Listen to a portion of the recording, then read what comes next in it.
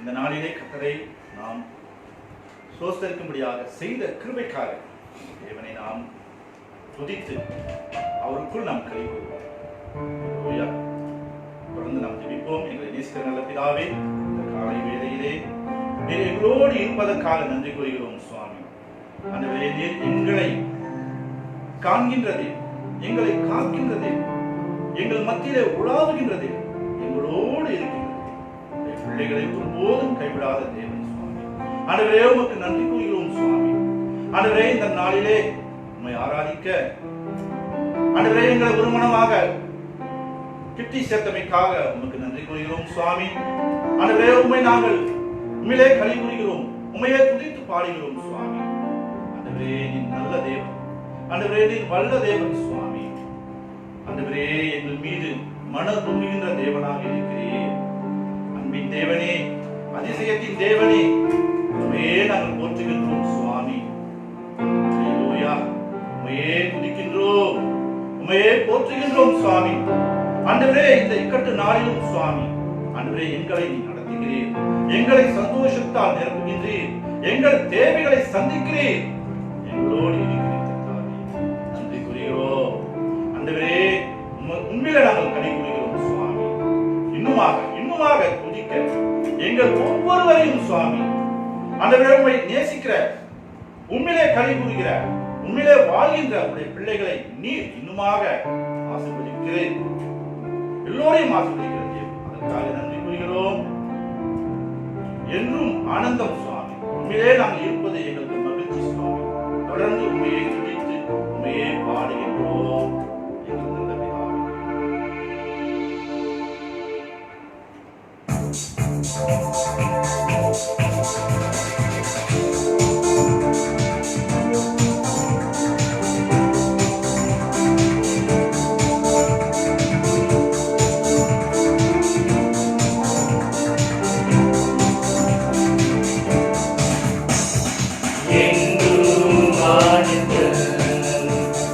Yes.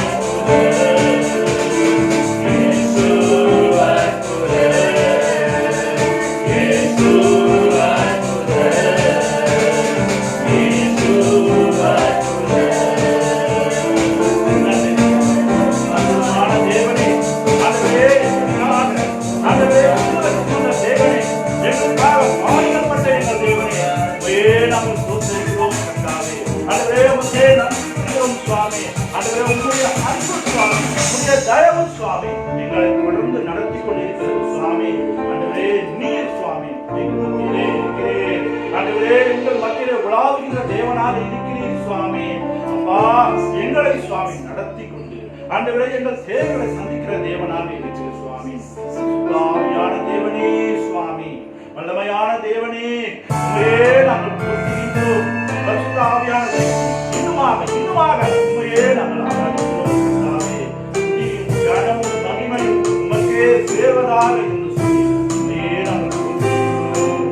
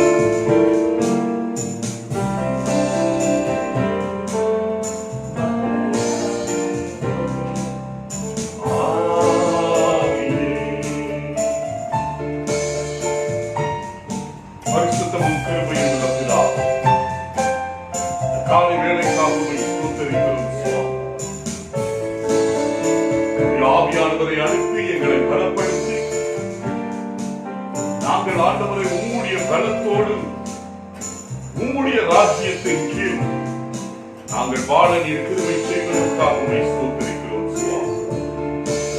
இந்த நாளிலும் கூட ஆண்டவரை இந்த காலை வேளையில் உம்மை ஆராதிக்க, உம்மை தொழுது கொள்ள, உம்முடைய சத்தியத்தை கேட்க செய்கிற கிருபைக்காக நன்றி செலுத்துகிறோம். நல்ல பிதாவே, தொடர்ந்து எங்களை ஆசீர்வதித்து வழி நடத்தும். தொடர்ந்து ஆண்டவரே நாங்கள் உம்முடைய சத்தியத்தை தியானிக்கும் போது நீர்தாமே உம்முடைய பிரசன்னத்தினால் எங்களை பலப்படுத்தி தேற்றி உம்முடைய வார்த்தையை அனுப்பி ஆண்டவரே எங்களை சீர்படுத்தி நாங்கள் உமக்குள் வளர, உம்மை இன்னும் அதிகமாக அறிந்து கொள்ள நீர் கிருபை செய்ய வேண்டும் என்று இயேசுவின் மாறாத நாமத்தில் ஜெபிக்கிறோம் நல்ல பிதாவே. ஆமென். Right. We welcome you. இயேசுவின் நாமத்தில் உங்களை வாழ்த்தி வரவேற்கிறோம் அன்பானவர்களே. ஆதியாகமம் 9வது அதிகாரம் முதல் 11 வசனங்களை நாம் வாசிக்க கேட்போம். ஆதியாகமம் 9 முதல் 11 வசனங்கள். பின்பு தேவன் நோவாவையும் அவன் குமாரரையும் ஆசீர்வதித்து, நீங்கள் பழுகி பெருகி பூமியை நிரப்புங்கள், உங்களை பற்றிய பயமும் அச்சமும் பூமியில் உள்ள சகல மிருகங்களுக்கும் ஆகாயத்தில் உள்ள சகல பறவைகளுக்கும் உண்டாயிருக்கும். பூமியிலே நடமாடுகிற யாவும் சமுத்திரத்தின் மச்சங்கள் யாவும் உங்களுக்கு கையளிக்கப்பட்டன. நடமாடுகிற ஜீவ ஜந்துக்கள் யாவும் உங்களுக்கு ஆகாரமாய் இருப்பதாக. பசும் பூண்டுகளை உங்களுக்கு தந்தது போல அவைகள் எல்லாவற்றையும் உங்களுக்கு தந்தேன். மாம்சத்தை அதில் உயிராகிய ரத்தத்தோடு புசிக்க வேண்டாம். உங்களுக்கு உயிராய் இருக்கிற உங்கள் ரத்தத்திற்காக பழி வாங்குவேன். சகல ஜீவ ஜந்துக்களிடத்திலும் மனுஷனிடத்திலும் பழி வாங்குவேன். மனுஷனுடைய உயிருக்காக அவனவன் சகோதரனிடத்தில் பழி வாங்குவேன். மனுஷன் தேவ சாயலில் உண்டாக்கப்பட்டபடியால் மனுஷனுடைய ரத்தத்தை எவன் சிந்துகிறானோ அவனுடைய ரத்தம் மனுஷனாலே சிந்தப்பட கடவுது. நீங்கள் பழுது பெருகி பூமியிலே திரளாய் வர்த்தித்து விருத்தியாகுங்கள். பின்பு தேவன் நோவாவையும் அவன் குமாரரையும் நோக்கி, நான் உங்களோடும் உங்களுக்கு பின்வரும் சந்ததியோடும் உங்களோட பேழையில் இருந்து புறப்பட்ட சகல ஜீவ ஜந்துக்கள் முதல் இனி பூமியில் உண்டாக்க போகிற சகல ஜீவ ஜந்துக்கள் பரியந்தம் பறவைகளோடும் நாட்டு மிருகங்களோடும் உங்களிடத்தில் இருக்கிற பூமியில் உள்ள சகல காட்டு மிருகங்களோடும் என் உடன்படிக்கையை ஏற்படுத்துகிறேன். இனி மாம்சமானவைகள் யாவரும் ஜலப்பிரயாணத்தினால் சங்கரிக்கப்படுவதில்லை என்றும் பூமியை அழிக்க இனி ஜலப்பிரளயம் உண்டாவதில்லை என்றும் உங்களோட என் உடன்படிக்கை ஏற்படுத்துகிறேன் என்றார். நாம் போன பிரசங்கத்தில் ஆதியாகமம் 8ஆம் அதிகாரத்தை நாம் கவனித்தோம். ஆதியாகமம் 8ஆம் அதிகாரத்துல நோவாவுடைய விசுவாசத்தின் பலனை குறித்து நாம் பார்த்தோம். எப்படி நோவா ஆண்டவரை விசுவாசித்து அவர் சொன்னபடி அவருக்கு கீழ்ப்படிந்து அந்த பேழையை கட்டினார். கர்த்தர் கிருபையாக அவரையும் அவருடைய குடும்பத்தையும் காப்பாற்றினார் என்று பார்க்கிறோம். விசுவாசத்துடைய ஆசீர்வாதம். இரண்டாவதாக அன்பானவர்களே, நாம் நோவாவை குறித்து பார்க்கும் பொழுது அவன் பேழையில இருந்து வெளியே வந்த பிறகு ஒரு பலிபீடத்தை கட்டி தெய்வனை ஆராதித்தார் என்று, மறுபடியும் சரியான சுத்தமான தெய்வனுடைய ஆராதனை பூமியில் அங்கீகரிக்கப்பட்டது என்று நாம் பார்த்தோம். எப்படி நமக்கு தெரியும் அது சரியான ஆராதனை என்று? வேதம் சொல்லுகிறது, தெய்வன் அதிலே திருப்தி அடைந்தார் என்று. தெய்வன் அதிலே திருப்தி அடைந்தார். 9வது அதிகாரம், இன்னைக்கு நாம் வாசிக்க கேட்ட அதிகாரம், தெய்வன் நோவாவை ஆசீர்வதித்தார் என்று ஆரம்பிக்கிறது. ஆங்கில பைபிள்ல and so God blessed Noah. நோவாவை ஆண்டவர் ஆசீர்வதித்தார். அப்ப பாருங்க அன்பானவர்களே, இந்த விசுவாசம், நோவாவுடைய ஆராதனை, அதுக்கு பிறகு இப்பொழுது நோவாவுடைய ஆசீர்வாதம் ஆரம்பமாகுகிறது. சரி, இந்த ஆசீர்வாதங்களில் ஒரு சில காரியங்களை நாம் சீக்கிரமாக கவனிக்க போகிறோம். 1வது வசனத்தை வாசிப்போம். 9:1. பின்பு தேவன் நோவாவையும் அவன் குமாரரையும் ஆசீர்வதித்து, நீங்கள் பழுகி பெருகி பூமியை நிரப்புங்கள். நீங்கள் பழுகி பெருகி பூமியை என்ன செய்யுங்கள்? நிரப்புங்கள் என்று சொல்லுகிறார். பழுகி பெருகி பூமியை நீங்கள் நிரப்ப வேண்டும் என்று சொல்லுகிறார். மல்டிப்ளிகேஷன். இதை மறுபடியும் 7வது வசனத்தில் சொல்லுகிறார். அதே வசனம் தான் ஏழாவது வாசிங்க. நீங்கள் பழுகி பெருகி பூமியிலே திரளாய் வர்த்தித்து விருத்தியாகுங்கள். சரி, திரளாய் விருத்தியாகுங்கள் என்று சொல்லுகிறார். நோவாவின் குடும்பம் அன்பானவர்களே, அல்லாவிட்டால் இன்னொரு பக்கம் சொல்ல வேண்டும் என்றால் தேவனால் தெரிந்தெடுக்கப்பட்ட இந்த குடும்பம், தேவனால் முன்குறிக்கப்பட்டவர்கள் எந்த வேளையிலும் ஒரு அழிவை சந்திக்க மாட்டார்கள். அதாவது முழுமையாக இல்லாமல் போக மாட்டார்கள் இந்த பூமியில. எப்படி நமக்கு தெரியும் என்றால் ஆதியாகமம் 3ஆம் அதிகாரம் 15வது வசனத்துல நாம் பார்க்கிறோம். ஆண்டவர் வாக்குறுதி கொடுக்கிறார். என்ன வாக்குறுதி கொடுக்கிறாரு? இந்த ஸ்திரீயின் வித்து பிசாசானவனை தலையில என்ன செய்யும்?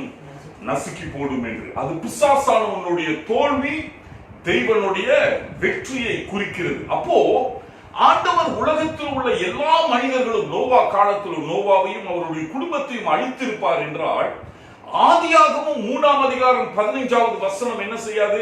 நிறைவேற முடியாது. நிறைவேற முடியாதது மட்டுமல்ல, ஆண்டவர் இந்த பூமியை சிருஷ்டித்து மனிதனை சிருஷ்டிப்பதில் ஒரு பெரிய தோல்வியை கண்டார் என்று விளங்கப்படும். ஆகையினால் அன்பானவர்களே, இந்த தெய்வனால் தெரிந்தெடுக்கப்பட்ட பரிசுத்தவான்களின் கூட்டம் எப்படியும் ஆண்டவர் தன்னுடைய சித்தத்தின்படி, தன்னுடைய கிருபையின்படி ஒரு கூட்டத்தை எப்பயுமே ஆண்டவர் காத்து வைக்கிறவராக இருக்கிறார். நோவாவுக்கு 3 பிள்ளைகள், ஆண் பிள்ளைகள் உங்களுக்கு தெரியும். ஷம், ஹேம் அண்ட் ஜெபத். இந்த ஷம் உடைய சந்ததியிலிருந்து வந்தவர் தான் ஆபிரகாம். தேசத்துக்கு தகப்பனாக காணப்பட்டார். தேசம் அவரிடத்திலிருந்து உருவானதை நாம் பார்க்கிறோம். ஆபிரகாமின் கோத்திரத்தில் அப்படியே வந்தவர் தான் ஆபிரகாம், ஈசாக், யாக்கோபு, யோகாபுடைய பிள்ளைகள் யூதா. யூதாவுடைய கோத்திரத்தில் வந்தவர் தான் தாவீது இல்லையா? இஸ்ரவேல் தேசத்துக்கு ராஜாவாக காணப்பட்டவர். பிறகு தாவீதின் கோத்திரத்தில் வந்தவர் தான் உலகத்தை ரட்சித்தவர், பிசாசின் தலையை நசுக்கினவர், ஆண்டவராகிய இயேசு கிறிஸ்து. அப்போ கடவுள் ஆதியாகமம் 3ஆம் அதிகாரம் 15வது வசனத்தில் கொடுத்த வாக்குத்தத்தம் எப்பொழுதும் என்ன செய்யாது? நிறைவேறாமல் போகாது. எல்லா சூழ்நிலையிலும் ஆண்டவர் தன்னுடைய ஜனங்களை, எந்த தேசமாக இருந்தாலும் சரி, எப்படிப்பட்ட நிலைமையாக இருந்தாலும் சரி, ஆண்டவர் தனக்கென்று ஒரு குடும்பத்தையும் ஒரு ஜாதியையும் வைத்திருக்கிறவராக இருக்கிறார். இந்த நாட்களிலே உலகம் எங்கும் அன்பானவர்களே சபை பெருகி இருக்கிறது, சபை காணப்படுகிறது. நீங்களும் நானும் நீதிமான்களாக நாம் மட்டுமல்ல, நம்முடைய குடும்பமும் நீதிமான்கள் குடும்பமாக என்ன செய்ய வேண்டும்? காணப்பட வேண்டும். ஆனால் வருத்தக்கூடிய காரியம் என்னவென்றால், அந்த நாட்களில் இருந்த பக்திகள், வைராக்கியங்கள் இந்த நாட்களில் அதிகமாக குறைந்து போகிறது என்று சொல்லலாம். சில குடும்பங்களில் பக்தியோடு இருந்தவர்கள் இப்பொழுது பக்தி இல்லாமல் இருக்கிறார்கள். ஆனால் ஆண்டவர் கைவிடுவது, இழந்து போவது கிடையாது. தெய்வன் இன்னும் அப்படிப்பட்ட குடும்பங்களை உருவாக்கி கொண்டிருக்கிறார். பாருங்க, இந்த நீதிமான் குடும்பம் பெருகுவதை குறித்து படிக்கும் பொழுது நீதிமொழிகள் 29:15-17 வரையில வாசிப்போம். Proverbs 29:15-17. பிரபு கடிந்து கொள்ளுதலும் உண்மையான ஞானத்தை கொடுக்கும். தன் இஷ்டத்திற்கு விடப்பட்ட பிள்ளைகளையோ தன் தாய்க்கு வெட்கத்தை உண்டு பண்ணுகிறார். 16. துர்மார்க்கர் பெருகினால் பாவமும் பெருகும், நீதிமான்களோ அவர்கள் விழுவதை காண்பார்கள். 17. உன் மகனை சிற்றை செய், அவன் உனக்கு ஆறுதல் செய்வான், உன் ஆத்துமா ஆனந்தத்தையும் உண்டாக்குவான். 16வது வசனத்தை கவனியுங்கள். 16வது வசனம், துன்மார்க்கம் பெருகும் பொழுது பாவமும் என்ன செய்கிறது? பெருகிறதாக இருக்கிறது. அநேக துன்மார்க்கர்கள் இந்த உலகத்தில் பெருகும் பொழுது பாவங்களும் நிச்சயமாக என்னது? அதோடு கூட பெருகிறது. ஆனால் நீதிமானோ அவர்களுடைய தோல்வியை என்ன செய்வார்களாம்? அவர்கள் விழுந்து போவதை காண்பார்கள். 16வது படி, துர்மார்க்கன் பெருகினால் பாவமும் பெருகும், நீதிமான்களோ அவர்கள் விழுவதை காண்பார்கள். நீதிமான்கள் அவர்கள் விழுவதை காண்பார்கள். ஆனால் அன்பானவர்களே, இந்த 16வது வசனத்துக்கு மேல உள்ள வசனத்தையும் கீழே உள்ள வசனத்தையும் நல்லா கவனிங்க. மேல உள்ள வசனம் என்ன சொல்லுகிறது? உன்னுடைய பிள்ளையை நீ அடிச்சு வளர்க்க வேண்டும், பிரம்பை பயன்படுத்த வேண்டும். அந்த பிள்ளைக்கு என்ன வருமா? ஞானம் வரும் என்று, இல்லையா? 15 பிரம்பும் கடிந்து கொள்ளுதலும் ஞானத்தை கொடுக்கும். பிரம்பும் கடிந்து கொள்ளுகிறதும் எதை கொடுக்குமா? ஞானத்தை கொடுக்கும். சரி, 16 வாசித்தோம். பிறகு அப்புறம் 17வது வசனம், உன் மகனை சிட்சை செய், உன் மகனை சிட்சை செய், அவன் உனக்கு ஆறுதல் செய்வார். பாருங்க, இந்த 16வது வசனம், துன்மார்க்கன் பெருகினால் பாவம் பெருகும் என்று இருக்கிறது. ஆனால் நீதிமான் துன்மார்க்கனுடைய விழுந்து போகிறதை அவன் பார்க்க போகிறான். அதுக்கு மேல உள்ள வசனமும் கீழே உள்ள வசனமும் பிள்ளையை நீதியான பாதையில், சரியான பாதையில் என்ன செய்ய வேண்டும் என்று சொல்லுகிறது? வளர்க்க வேண்டும் என்று சொல்லுகிறது. என்ன இந்த பகுதி சொல்லுகிறது என்றால், நம் பிள்ளைகளை சரியாக வளர்த்தோம் என்றால் துன்மார்க்கம் பெருகாது. துன்மார்க்கம் பெருகாவிட்டால் பாவம் பெருகாது. ஆகையினால் தான் இந்த பகுதியில பிரம்பை நீ எடுக்காமல் இருக்கக்கூடாது, பிரம்பை பயன்படுத்துவதனால் ஞானம் வரும் என்று சொல்லுகிறது. சிட்சிப்பதை என்ன செய்யக்கூடாது? விடாமல் இருக்கக்கூடாது. சிட்சிப்பதினால் உன்னுடைய பிள்ளை உனக்கு இளைப்பாறுதலை கொடுக்கும் என்று சொல்லுகிறது. அப்போ அன்பானவர்களை, நீதிமான்கள் இந்த உலகத்தில் பெருக வேண்டும். விசேஷமாக நாம் கிறிஸ்தவ குடும்பங்கள், கிறிஸ்தவ பெற்றோர்கள், கிறிஸ்தவ தாய் தந்தைகளுக்கு நாம் சொல்ல வேண்டியது, அதாவது வேதம் சொல்ல வேண்டியது, பிரம்பை எடுப்பதில் என்ன செய்யக்கூடாது? நீ பயப்படக்கூடாது. இந்த நாட்களில், முந்தியுள்ள காலங்களை பார்க்கணும், இந்த நாட்கள்ல பிள்ளைகளுக்கு அதிகமான செல்லம் கொடுக்கிறாங்க. பிள்ளைகளுக்கு ரொம்ப செல்லம் கொடுத்து நல்லா வளர்ப்பது தவறே கிடையாது. நல்ல அன்பையும் பாசத்தையும் ஊத்து. அதே வேளையில பிரம்பை எடுப்பதையும் என்ன செஞ்சிடக்கூடாது? நீ கைவிட்டு விடக்கூடாது. காரணம் என்னவென்றால், நாளைய தினத்தில் உன்னுடைய குழந்தை நல்லா வளர்வதற்கு காரணம் நீ சின்ன வயதில் என்னது? நன்றாக வளர்ப்பதினால். அப்போ நோவாவுடைய குடும்பத்துக்கிட்ட ஆண்டவர் சொல்லுகிறார், பழுகி பிறகு உலகம் எங்கும் எல்லா இடங்களிலும் உன்னுடைய குடும்பத்தின் சந்ததி போக வேண்டும். இன்னைக்கு நாம் சொல்ல வேண்டும் என்றால், உலகம் எங்கும் அன்பானவர்களே, இந்த நீதிமானுடைய சந்ததி பெருக வேண்டும். எல்லா இடங்களிலும் ஆண்டவருக்கு என்று வெளிச்சமாக, ஆண்டவருக்கு என்று உப்பாக, தெய்வனுக்கு சாட்சியாக இருக்கிறவர்கள் உலகம் எங்கும் என்ன செய்ய வேண்டும்? பழுகி பெருக வேண்டும். இரண்டாவதாக, ஆதியாகமம் 9வது அதிகாரம் 3வது வசனம் 4வது வசனம் நாம் வாசிக்க கேட்ட வசனத்தில் 3-4 வாசிப்போம். நடமாடுகிற ஜீவ ஜந்துக்கள் யாவும் உங்களுக்கு ஆகாரமாய் இருப்பதாக பசும் பூண்டுகளை உங்களுக்கு தந்தது போல அவைகள் எல்லாவற்றையும் உங்களுக்கு தந்தே மாம்சத்தை அதில் உயிராகிய ரத்தத்தோடு புசிக்க வேண்டாம். பாருங்க, இந்த இடத்துல தெய்வ அன்பானவர்களை இந்த பேழையில இருந்து வெளியே வந்த பிறகு நோவாவுக்கு சொல்லுகிறது, நோவாவுடைய தேவைகளை நான் உனக்கு சந்திப்பேன், உனக்கு எல்லாவற்றையும் தந்திருக்கிறேன் என்று சொல்லுகிறார். இது பழைய ஏற்பாட்டின் சத்தியம் மட்டும் கிடையாது, புதிய ஏற்பாட்டிலும் நாம் வாசிக்கிறோம். கர்த்தர் நம்முடைய தேவைகளை சந்திக்கிற தெய்வமாக இருக்கிறார். இந்த பழுகி பெருகி என்று சொன்னவர், நீ எப்படியாவது வாழ்ந்துக்க என்று அவரை விட்டுவிடவில்லையே. நீ பழுகி பெருகி உன்னுடைய தேவைகளும் என்ன செய்யும்? சந்திக்கப்படும். நல்லா கவனிங்க, 9வது அதிகாரத்துல 1வது வசனத்துல அவர் சொல்லுகிறார், பழுகி நீ பெருகு என்று. 2வது வசனத்துல என்ன தெரியுமா சொல்லுகிறாரு? எந்த மிருகமும் உன்னை சேதப்படுத்தாதபடி நான் செய்து விடுவேன் என்று சொல்லுகிறார். 9:2. உங்களை பற்றிய பயமும் அச்சமும் பூமியில் உள்ள சகல மிருகங்களுக்கும், எல்லா மிருகங்களுக்கும், ஆகாய பறவைக்கும் மனிதனை கண்டால் ஒரு பயம் உண்டாகுமா? வழங்குதா? இப்ப எங்க பார்த்தாலும், எந்த மிருகத்தை பார்த்தாலும் மனுஷனை கண்டா என்னது? பயம்தான் இருக்கிறது. காரணம் என்னவென்றால், இது ஆண்டவர் கொடுத்த வாக்கு தத்தம், ஆண்டவர் நிறைவேற்றின ஒரு காரியம். சோ பழுகி பெறுகிற இந்த மனிதனை ஆண்டவர் பாதுகாக்கிறார். எந்த மிருகமும், காட்டு மிருகங்கள் இவனை அடிச்சு தின்னுடக்கூடாது. 8 பேர் தான் இருக்கலாம். நோவா, பொண்டாட்டி, 3 பையனுங்க, அப்புறம் மருமகள், 8 பேர் தான் இருக்கிறாங்க அந்த உலகத்துல, இல்லையா? உலகம் எங்கும் அவர்கள் பருகி பருகி மெதுவா போகும் பொழுது, வேட்டையாடும் பொழுது என்ன நடக்கும்? ஆபத்து வந்துடும். அப்ப ஆண்டவர் பாதுகாப்பு தருகிறார். இல்ல இல்ல இல்ல, உனக்கு பாதுகாப்பு தருகிறேன். மிருகங்கள் உன்னை பார்த்தால் என்ன செய்யும்? அது விலகி ஓடும்படி அதுக்கு மேல் ஒரு பயத்தை உண்டாக்குவேன் என்று சொல்கிறார். சொன்ன பிறகு அடுத்த வசனம், 3வது வசனம், நடமாடுகிற ஜீவ ஜந்துக்கள் யாவும் உங்களுக்கு ஆகாரமாய் இருப்பதாக பசும் பூண்டுகளை உங்களுக்கு தந்தது போல அவைகளை உங்களுக்கு தந்தேன். பசும் பூண்டுகளை உங்களுக்கு தந்தது போல இப்பொழுது நடமாடும் ஜீவன்களை உனக்கு என்ன செய்கிறேன்? ஆகாரமாக தருகிறேன். இப்பொழுதுதான் முதல் தடவை அன்பானவர்களை ஆண்டவர் மிருகங்களை மனிதன் வேட்டையாடி சாப்பிடலாம் என்று சொல்லுகிறார். வெள்ளத்துக்கு முன்பதாக மனிதனுக்கு கொடுத்ததெல்லாம் வெஜிடேரியன் ஃபுட், பூண்டுகள், புல்லுகள், இந்த வெஜிடபிள்ஸ்.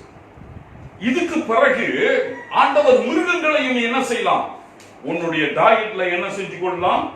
நீ சேர்த்துக் கொள்ளலாம் என்று சொல்லுகிறார். 3வது வசனம் என்ன கவனிக்கிறோம்? ஆண்டவர் பாதுகாக்கிறவர், பழுகி பெருகு, நான் உன்னை பாதுகாப்பேன். 3வதாக அவர் என்ன சொல்லுகிறார்? உன்னுடைய தேவைகளையும் நான் என்ன செய்வேன்? சந்திப்பேன். எனக்கு தெரியும் நீ பழுகி பெருகும் பொழுது பல இடங்களில் இந்த ஜாதிகள் ஜனங்கள் பெருகும் பொழுது ஆகாரம் தேவை, ஆகையினால அதையும் இல்லாமல் நான் விடமாட்டேன் என்று மத்தேயு 6ஆம் அதிகாரம் 31 32 வரை. மத்தேயு 6:31-32. ஆகையால் எண்ணத்தை உண்போம், எண்ணத்தை குடிப்போம், எண்ணத்தை உடுப்போம் என்று கவலைப்படாதீர்கள். இவைகளில் எல்லாம் அஞ்ஞானிகள் நாடி தேடுகிறார்கள். இவைகளில் எல்லாம் உங்களுக்கு வேண்டியவர்கள் என்று உங்கள் பரமபிதா அறிந்திருக்கிறார். பாருங்க, 2ஆக பிரிக்கிறார். அஞ்ஞானிகள், புறஜாதிகள், அவர்கள் தான் இதை தேடி அலைவார்கள். ஆனால் நீங்கள் கவலைப்படாதீர்கள், உங்களுடைய பரம பிதாவுக்கு என்ன கொடுக்கணும் என்று என்னது அவருக்கு தெரியுமா? அப்போ புறஜாதிகளுக்கும் அஞ்ஞானிகளுக்கும் கடவுள் ஒருத்தர் இருக்கிறார், ஆண்டவர் ஆளுகை செய்கிறவரு. ஆனால் பரம பிதா என்னது கிடையாது. நம்மளுக்கு கடவுளாக இருக்கிறவர் தான் நமக்கு என்னவாக இருக்கிறாரு? பரம பிதாவாக இருக்கிறார். அப்போ இயேசு சொல்லுகிறார், உன்னுடைய பரம பிதாவுக்கு தெரியும், உன் அப்பாவுக்கு தெரியும்டா உனக்கு என்னது கொடுக்க வேண்டும் என்று. பழுகி பெருகு என்று சொன்னவர் நம்மை காக்கிறது மட்டுமல்ல, நம்மை போஷிக்கிறவராகவும் இருக்கிறார். பவுல் சொல்லுகிறார், பிலிப்பியர் 4ஆம் அதிகாரம் 19வது வசனம், சிதறடிக்கப்பட்ட கிறிஸ்தவர்கள், உபத்திரவத்தை சந்திக்க கிறிஸ்தவர்கள், உலகம் எங்கும் விரட்டப்பட்ட கிறிஸ்தவர்கள், அவர்களுக்கு பிலிப்பியர்கள் இருக்கிறவர்களுக்கு, பிலிப்பி பட்டணத்தில் இருக்கிறவர்களுக்கு எழுதுகிறார். என் தேவன் தம்முடைய ஐஸ்வர்யத்தின்படி உங்கள் குறைவுகள் எல்லாம் கிறிஸ்துவுக்குள் மகிமையாய் நிறைவேற்றும். எது எல்லாம் உனக்கு குறைவாக இருக்கிறதோ கிறிஸ்து இயேசுவுக்குள் அதையெல்லாம் என்ன செய்வாரு? நிறைவாக்குவார், எல்லாவற்றையும் பூர்ணப்படுப்பார். பாருங்க, இந்த பிலிப்பியர்கள் என்ன செய்தார்கள் என்றால், எப்பாப்ரடிட்டஸ் என்று சொல்லப்பட்ட ஒரு ஊழியக்காரர் மூலியமாக பவுலுக்கு நன்மைகளை செய்கிறார்கள், உதவுகிறார்கள். பவுல் உங்களுக்கு தெரியும், ஒரு சுவிசேஷகர், சிறைச்சாலையில இருக்கிறாரு. எப்பாப்ரடிட்டஸ் மூலியமாக ஆகாரமும் பவுலுடைய தேவைகளை சந்திக்கும்படி சில பொருட்களை அனுப்பி விடுகிறார்கள். ஆகாரமாக இருக்கலாம், அவரை உடுத்துவதற்கு துணிமணிகளாக இருக்கலாம், ஏதாவது அவருக்கு தேவைப்பட்ட அவசியங்களை என்ன செய்கிறாங்க? பவுலுக்கு அனுப்பி விடுகிறாங்க. அப்போ பவுல் இதை பெற்றுக்கொண்ட பிறகு பிலிப்பியர்களுக்கு கடிதம் எழுதுகிறார். அவர் சொல்லுகிறாரு, என்னுடைய தேவையை நீ சந்திச்சிட்ட, உன்னுடைய தேவையை ஆண்டவர் என்ன செய்வாரு? சந்திப்பார். என்னுடைய தேவையை சந்தித்த உனக்கு ஆண்டவர் உன்னுடைய தேவைகளை என்ன செய்வாரு? நிச்சயமாக சந்திப்பார். இயேசு கிறிஸ்து சொல்லுகிறார், உன்னுடைய பரமபிதாவுக்கு உனக்கு என்ன தேவை என்று தெரியும் என்று. பவுல் சொல்லுகிறார், நீ என்னுடைய தேவையை சந்தித்த ஆண்டவராகிய தெய்வன் உன்னுடைய தேவையை சந்திப்பார். மூணாவதாக அன்பானவர்கள், இந்த வேதாகமத்தில் நாம் பார்ப்பது தேவைகளை சந்திக்கிற தெய்வன், உண்மையோடு அவரை பின்பற்றுகிறவர்கள், ஆண்டவரை தொழுது கொள்ளுகிறவர், கடவுளுக்கு சீஷர்களாக பிள்ளைகளாக வாழ்கிறவர்கள். ஆண்டவர் தேவைகளை அற்புதமாக அதிசயமாக செய்கிறவராக இருக்கிறார். ஜார்ஜ் முல்லர் ஆஃப் பிரிஸ்டல் என்று நாம் கேள்விப்பட்டிருக்கிறோம். எப்படி ஆயிரமாக அனாதைகளை பயங்கரமான வறுமையின் காலத்தில் ஜெபத்தினால் மட்டுமே போஷித்தார் என்று சரித்திரம் சொல்லுகிறது. அவருடைய தேவைகளை அவர் யாரிடமே சொன்னது கிடையாது. இன்னைக்கு சாப்பாடு கிடையாது, இன்னைக்கு அந்த கட்டடத்தை கட்டுவதற்கு பணம் கிடையாது, இது கிடையாது, அது கிடையாது, யாரிடம் சொன்னது கிடையாது, யாரிடமும் கேட்டது கிடையாது. ஆனால் ஆயிரம் பிள்ளைகளுக்கு, அனாதைகளுக்கு ஒவ்வொரு நாளும் ஆகாரம் கொடுத்தவர். அது மட்டும் கிடையாது, அநேக நிர்வாகங்களுக்கு அவர் உதவினார் என்று சரித்திரம் சொல்லுகிறது. ஒருவர் இடம் மட்டும்தான் அவர்களுடைய தேவைகளை சொல்லுவார்களாம். ஆண்டவராகிய தெய்வன் நடத்து, தெய்வன் தேவைகளை சந்திக்கிறார். பழுகி பெருகி உன்னை நான் பாதுகாப்பேன், இரண்டாவது உன் தேவைகளை நான் சந்திப்பேன். கடைசியாக 9வது வசனம் 10வது வசனம், ஆதியாகமம் 9:9-10. நான் உங்களோடும் உங்களுக்கு பின்வரும் உங்கள் சந்ததியோடும் உங்களோட பேழையிலிருந்து புறப்பட்ட சகல ஜீவ ஜந்துக்கள் முதல் இனி பூமியில் உண்டாக்க போகிற சகல ஜீவ ஜந்துக்கள் பரியந்தம் பறவைகளோடும் நாட்டு மிருகங்களோடும் உங்களிடத்தில் இருக்கிற பூமியில் உள்ள சகல காட்டு மிருகங்களோடும் என் உடன்படிக்கையை ஏற்படுத்துகிறேன். என்னுடைய உடன்படிக்கையை நான் என்ன செய்வேன்? ஏற்படுத்துவேன். இப்ப நோவாவும் அவருடைய குடும்பமும் மிருகங்களும் வெளியே வந்துட்டாங்க. பேழையிலிருந்து வெளியே வந்து பணிப்பிடத்தை கட்டி ஆராதிக்கிறாங்க. இப்போ ஒரு முக்கியமான கேள்வி, how do we handle a God like this? இப்படிப்பட்ட கடவுளை எப்படி நாம் சமாளிப்பது? எப்படி இவருடைய பார்வை கீழ், அல்லாவிட்டால் இவருடைய ஆளுகை கீழ் நாம் வாழ முடியும்? எப்படி முடியும்? பாவம் செய்து விட்டார்கள் என்று உலகத்தையே அழிச்சு விட்டார்கள். கரெக்டா சொன்னாரு, பேழையை கட்டு, மிருகங்களை உள்ளார சேரு, நான் உன் தேவைகளை சந்திப்பேன் என்று சொன்னாரு. மழையை வர பண்ணுவேன் என்று சொன்னாரு. மழை வந்தது. எல்லாத்தையும் நான் அழிக்க போறேன்னு சொன்னாரு. எல்லாம் அழிஞ்சு போச்சு. எல்லாம் ஒண்ணும் இல்லாமல் ஆக்கிட்டாரு. இப்ப இந்த கடவுளுக்கு முன்பதாக இவ்வளவு ஒரு கோபம் உள்ள, இவ்வளவு ஒரு வல்லமை உள்ள கடவுளுக்கு முன்பதாக மனிதன் எப்படி வாழ முடியும்? How can man live? People maybe we are not aware of the fear that was terrorizing Noah, but Noah would have been terrorized by a God like this. நோவாவுக்கு அன்பானவர்களே, நிச்சயமாக இப்படிப்பட்ட தெய்வனை குறித்து பல கேள்விகள் வந்திருக்கும். முழு உலகத்தை அழிச்சு போட்டுட்டாரு, நான் எப்படி வாழ போறேன்? என் பிள்ளைகள் எப்படி வாழ போகிறார்? என்னுடைய சந்ததி எப்படி வாழ போகிறது? அவர் வல்லமை உள்ளவர், கோபம் உள்ளவர். வேதம் அதை வெளிப்படுத்துகிறது. தெய்வன் கோபாக்கினையை குறித்து நாம் அதிகமாக வாசிப்பது கிடையாது. நமக்கு எப்பயுமே ஆண்டவர் அன்பா இருக்கிறார், அன்பா இருக்கிறார், அன்பா இருக்கிறார் தான் பேச ஆசை, கேட்க ஆசை. ஏன்னா நம்ம பண்ற அநியாயத்துக்கு இப்படிப்பட்ட கடவுள் இந்த மாதிரி பாசைகளை கேட்பதுதான் நம்மளுக்கு சந்தோஷமா இருக்கும். ஆனால் வேதம் அன்பானவர்களே, ஆண்டவர் கோபம் உள்ளவர் என்பதையும் என்ன செய்கிறது? வெளிப்படுத்துகிறது இல்லையா? உலகத்தை கடைசி நாட்களில் நான் நியாயம் தீர்க்க போகிறேன் என்று சொல்லுகிறார். அப்போ அவர் வல்லமை உள்ளவர் மட்டுமல்ல, சர்வ வல்லமை உள்ளவர் மட்டுமல்ல, அவர் பாவத்தின் மேல் அதிகமாக என்ன செய்கிறார்? கோபம் உள்ளவரும் பாவங்களை என்ன செய்கிறாரு? வெறுக்கிறவருமாக இருக்கிறார். நோவாவுக்கு ஒரு அழகான அடையாளம் தருகிறார். ஒரு ரெயின்போ, வானவில்லையா, அதை உண்டு பண்ணிட்டு சொல்லுகிறார், இனிமேல் நான் என்ன செய்ய மாட்டேன்?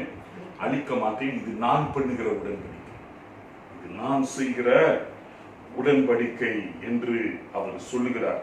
இந்த உடன்படிக்கை அன்பானவர்களை 9வது வசனம், 11வது வசனம், 12வது வசனம் வருகிறது. 16வது வசனத்தை வாசி. 9:12. அன்றியும் தேவன் எனக்கும் உங்களுக்கும் உங்களிடத்தில் இருக்கிற சகல ஜீவ ஜந்துக்களுக்கும் நித்திய தலைமுறைகள் என்று நான் செய்கிற உடன்படிக்கையின் அடையாளமாக, நித்திய காலமாக நான் செய்கிற உடன்படிக்கை, நான் சைன் பண்ற கவனம், எனக்கும் உனக்கும் நான் சைன் பண்ற இந்த கவனம், இந்த உடன்படிக்கையில நான் என்னுடைய கையெழுத்த போகிறேன். ஒவ்வொரு தடவையும் அந்த ரெயின்போவை பார்க்கும் பொழுது நான் இந்த பூமியை என்ன செய்ய மாட்டேன்? இனி அழிக்க மாட்டேன் என்பதை நான் ஞாபகம் கொள்வேன். அன்பானவர்களே, அதுக்கு மேலாக, ரெயின்போவுக்கு மேலாக 2000 வருஷங்களுக்கு முன்பதாக ஆண்டவராகிய இயேசு கிறிஸ்து சீஷர்களோடு பந்தி இருக்கும் பொழுது அப்பத்தை எடுத்து உடைத்து சீஷர்களுக்கு கொடுத்து இது என்னுடைய சரீரம் என்று சொன்னார். பிறகு திராட்சை ரசத்தை எடுத்து ஆசீர்வதித்து சீஷர்களுக்கு கொடுத்து இது என்னுடைய ரத்தம் என்று சொன்னார். அப்புறம் என்ன சொன்னாரு? இது நான் உங்களோடு செய்கிற புது உடன்படிக்கைக்குரிய அடையாளம். புது உடன்படிக்கைக்குரிய அடையாளம். எப்படி ரெயின்போ அன்பானவர்களே நோவாவுக்கு எப்பயுமே ஆறுதலாகவும் பலனுமாகவும் இருக்குமோ அதே போல ஒவ்வொரு தடவையும் நற்கருணை பந்தியில நாம் பங்கு பெறும் பொழுது இது ஒரு அடையாளம். ஆண்டவர் என்னை ரட்சித்தார், என்னை கடைசி வரையில் காக்க வல்லமை உள்ளவராக இருக்கிறார். இன்னைக்கு நீங்களும் நானும் அன்பானவர்களை இவ்வளவு தைரியமாக இந்த கிறிஸ்துவ வாழ்க்கையில ஒரு நம்பிக்கையோடு இந்த பரிசுத்தம் உள்ள தெய்வன், நியாயம் உள்ள தெய்வன், கோபாக்கினை உள்ள தெய்வன் இவருக்கு முன்பதாக வாழ முடியும் என்றால் ஒரே காரணம் இந்த உடன்படிக்கை. நான் உன்னை என்ன செய்வேன்? கடைசி பரியந்தம் ரட்சித்து காத்துக் கொள்வேன் என்று சொன்னது. இதோ உலகத்தின் முடிவு பரியந்தம் நான் உன்னோடு கூட இருக்கிறேன்.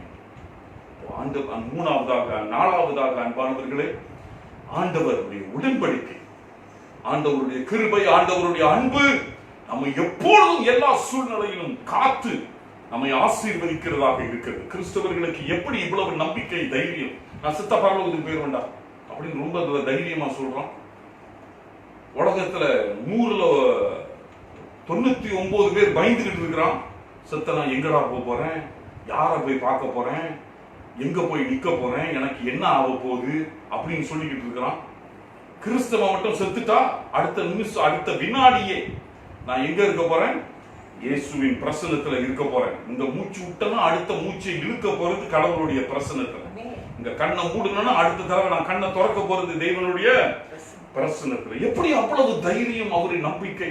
ஆதி திருச்சபைகள் நான் அடிக்கடி சொல்லி இருக்கிறேன், கிறிஸ்தவர்களுடைய மரணத்தை கொண்டாடினார்கள் சந்தோஷமாக. ஏன்னா இவனுக்கு நல்ல வாழ்க்கை கிடைச்சிருச்சு. அந்த நாட்களில் எல்லாம் உபத்திரவம் நிறைந்த காலங்கள், எல்லா இடத்திலும் அடி, மிதி, உதை, சிறைச்சாலை, மிருகங்கள் சாப்பிட்டு கொண்டு ராஜாக்கள் வெறிப்பிடித்து கிறிஸ்தவர்களை கொண்டு கொண்டிருந்தார்கள். மரணத்தை ஏங்கி கொண்டிருந்தார்கள் கிறிஸ்தவர்கள். எப்ப சாக முடியும், தெய்வனோடு நான் வாழ முடியும் என்று. அப்படிப்பட்ட பவுலே சொல்லுகிறார், நான் சரீரத்தை விட்டு விலகி ஆண்டவரோடு இருக்கிறதை தான் அதிகமாக நான் விரும்புகிறேன் என்று சொல்லுகிறார். என்ன காரணம்? இந்த உடன்படிக்கை. இந்த உடன்படிக்கை கடைசி வரையில் நான் உன்னை காக்க வல்லமை உள்ளவனாக இருக்கிறேன். நம்மால் நம்மை காக்க முடியாது, யாராலையும் நம்மை காப்பாற்ற முடியாது. ஆண்டவர் நம்மால் நம்மை காக்கிறவராக இருக்கிறார். நமக்கு எப்படி அது நிச்சயமாக தெரியும்? இந்த உடன்படிக்கை. நோவா வெளியே வந்த பிறகு அந்த வானவில்லை வானத்தில் வைத்தார். இதை பார்க்கும் பொழுதெல்லாம் அவர் சொல்கிறார், நான் இதை பார்க்கும் பொழுதெல்லாம் உன்னை அழிக்க மாட்டேன். இன்னைக்கு அதுக்கு மேல ஒரு வல்லமையான ஒரு ஆதாரமும் அத்தாட்சியும் இருக்கிறது. பிதாவானவர் சொல்கிறார், ஒவ்வொரு தடவையும் என் குமாரனை பார்க்கும் பொழுது நான் உன்னை தொட மாட்டேன் என்று சொல்கிறார். குமாரனை பார்க்கும் பொழுது என்னுடைய பிள்ளைகளை நான் தொட மாட்டேன் என்று புது உடன்படிக்கை. அப்போ அன்பானவர்களே, இந்த காரியங்களை உங்களுக்கு இந்த காலை வேளையில வைக்க விரும்புகிறேன். நோவா பேழையை விட்டு வெளியே வந்தார், தெய்வன் அவனை ஆசீர்வதித்தார். பழுகி பெருகு என்று சொன்னார். பிறகு இந்த 3 காரியங்களை சொன்னார். உன்னுடைய பாதுகாப்பு, உன்னுடைய பாதுகாப்பு. இரண்டாவதாக உன்னுடைய தேவைகளை சந்திப்பது. மூன்றாவதாக உடன்படிக்கை. உன்னை கடைசி வரையில் அவருடைய சித்தத்தின்படி அவர் காத்து வழி நடத்துவார் என்ற உறுதி. இந்த நம்பிக்கையோடு தைரியத்தோடு எல்லா சூழ்நிலையும் அன்பானவர்களே நம்மால் சந்திக்க முடியும் என்ற நிச்சயம் நமக்கு உண்டு. கர்த்தர் நம்மோடு இருக்கிறார். செய்த உடன்படிக்கை எந்த காரணமும் உடைக்க போவதும் கிடையாது, மீற போவதும் கிடையாது. தெய்வம் நம்மை ஆசீர்வதிப்பாராக. நாம் ஆண்டவரை நோக்கி ஜெபம் செய்வோம். Thank you, Lord Jesus. Father, we worship you. Lord Jesus, தாவே இந்த வேலைக்காக உம்மை ஸ்தோத்திரிக்கிறோம். எங்களை காக்கிறவர் நீர், எங்களை சுமக்கிறவர் நீர் சுவாமி. எங்களை பலப்படுத்தி நம்பிக்கையோடு தைரியத்தோடு பூமியில் வாழ வைக்கிறவர் நீர் சுவாமி. நன்றி செலுத்துகிறோம். நாங்கள் வாழ்கிற நாட்கள் எல்லாம் ஆண்டவரே உமக்காக வாழ, உம்முடைய மகிமைக்காக வாழ, உமக்கு மட்டுமே வாழ எங்களிலே கிரியை செய்யும் கிருபை செய்யும் பிதா. இயேசுவின் நாமத்தில் ஜெபிக்கிறோம் நல்ல பிதாவே. ஆமென். ஆமென். ஆமென். ஆமென். ஆசீர்வாதம் பெற்றுக்கொள்வோம். கர்த்தராகிய இயேசு கிறிஸ்துவின் கிருபை, பிதாவாகிய தேவனுடைய அன்பு, பரிசுத்த ஆவியின் பிரசன்னமும் வழி நடத்துதலும் அனைவரோடும் கூட இன்றும் என்றும் சதா காலமும் நிலைத்திருந்து காக்க கடவுள். ஆமென். என் ஆத்துமாவே கர்த்தரை ஸ்தோத்திரி. என் முழு உள்ளமே பரிசுத்த நாமத்தை ஸ்தோத்திரி. என் என் ஆத்துமாவே கர்த்தரை ஸ்தோத்திரி. ஸ்தோத்திரி. கர்த்தர் செய்த சகல உபகாரங்களையும் God bless you and God be with you.